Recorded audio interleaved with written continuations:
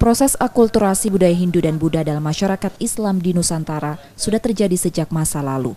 Hal itu menjadi kajian peneliti dari Balai Arkeologi Sumatera Selatan yang meneliti pengaruh Hindu dan Buddha pada makam-makam Islam di Palembang. Salah satunya yang terdapat pada makam di Kawatekurep, Kelurahan Tiga Ilir.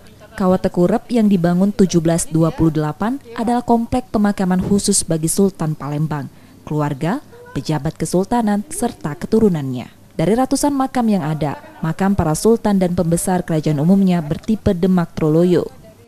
Tipe ini kaya motif hias berupa sulur dan flora. Selain itu terdapat pula makam bertipe Aceh, seperti pada makam ulama sultan. Peneliti berhasil mengidentifikasi 11 tipe ragam hias.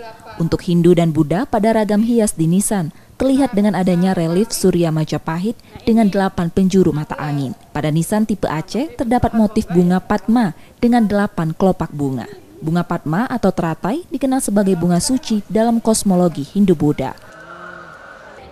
Dari yang kami teliti itu ada beberapa yang menunjukkan kesamaan dengan ragam-ragam hias pada ornamen-ornamen candi ataupun arca yang ditemukan baik terutama di Jawa Timur gitu, baik itu dari masa Singasari maupun dari masa Majapahit.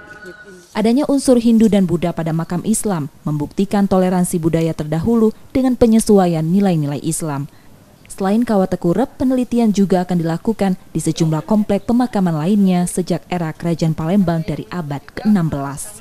Rizky Nurmizan, Kompas TV Palembang, Sumatera Selatan.